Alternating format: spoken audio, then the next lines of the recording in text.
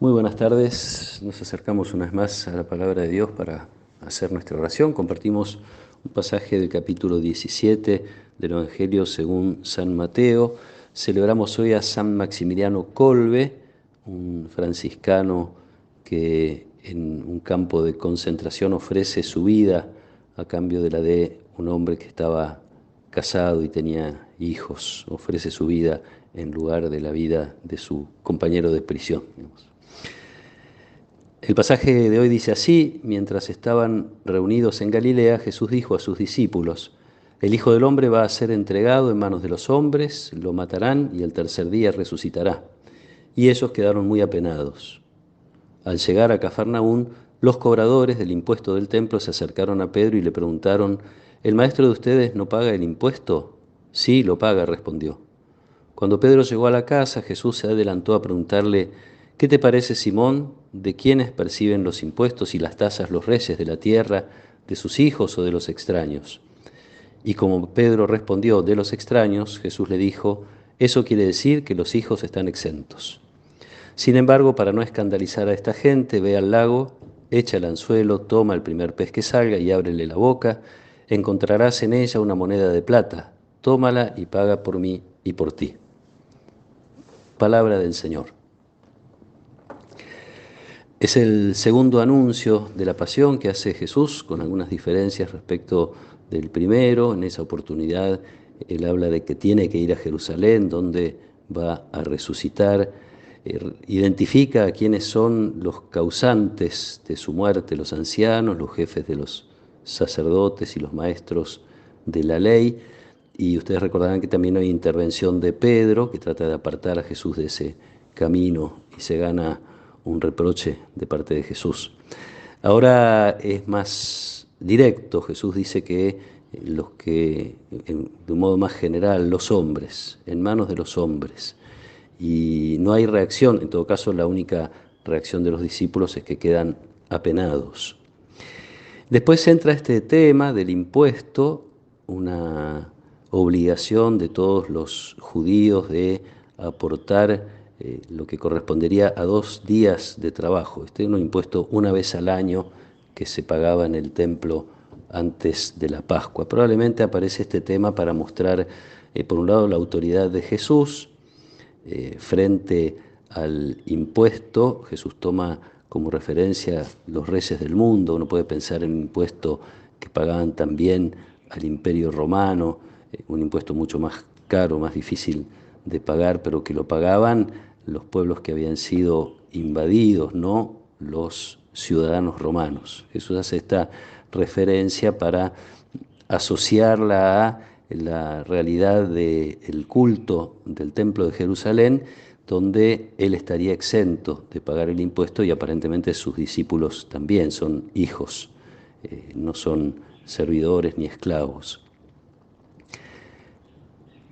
Jesús decide finalmente preguntarle a Pedro, antes de que Pedro le cuestione lo que le venían a decir las autoridades de la sinagoga de Cafarnaún, y cuestiona primero a Pedro esto para mostrarle esa realidad de su superioridad, y de alguna manera esto ilumina a la primera comunidad a la que Mateo escribe, donde pertenecen todavía al culto de Israel, pero se van como separando, cada vez van como entendiendo que ese culto ya no es el que les corresponde, se han convertido al cristianismo y entonces la distancia con el templo es cada vez más grande, con los ritos, con el culto del pueblo de Israel.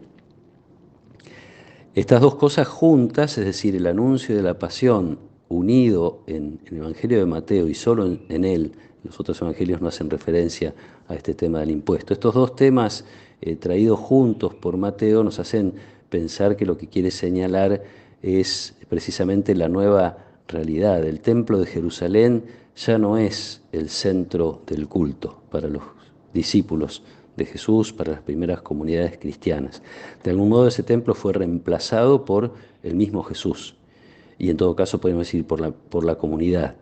Jesús es el lugar de encuentro con Dios, Jesús es el templo, la comunidad es el lugar del encuentro con Dios y del culto verdadero, un templo espiritual Quiere decir que la vida religiosa ya no se limita a un espacio físico, como es el templo, sino que es la vida toda.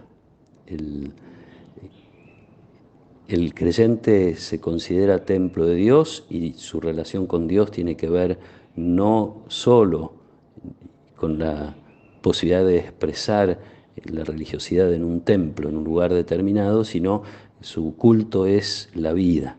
Y en todo caso uno podría decir el impuesto a pagar, ya lo sabemos, es el amor a Dios y el amor a los hermanos.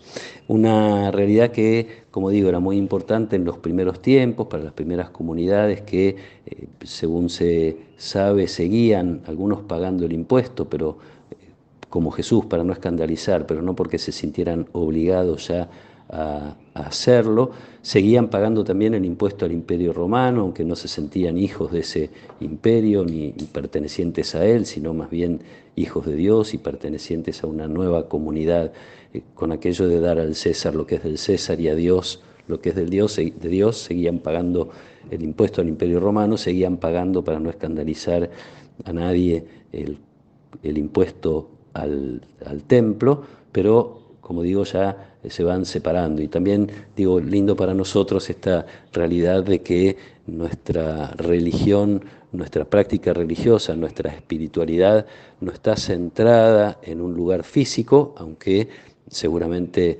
adherimos con más facilidad al lugar donde pertenecemos, a la parroquia donde fuimos bautizados, a la parroquia de nuestro barrio, etcétera. Esta pertenencia que tiene más riqueza por ser pertenencia a una comunidad de personas que ser por pertenencia a un edificio o a un templo.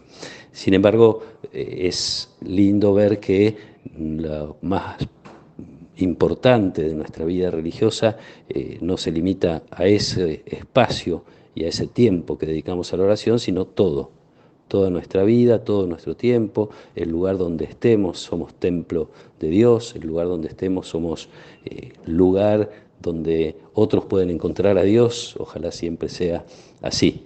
Pidamos este regalo en este día a Dios por la intercesión de San Maximiliano, que podamos vivir nuestra religión intensamente en lo cotidiano, en la calle, en el trabajo, en el encuentro con nuestra familia, además de esos momentos especiales de oración donde nos encontramos en lo que consideramos es casa de Dios, lugar donde nos encontramos con Jesús para nuestra oración personal o comunitaria. Que el Señor nos acompañe en esta tarde, que Él nos proteja y nos bendiga. En el nombre del Padre, y del Hijo, y del Espíritu Santo. Amén.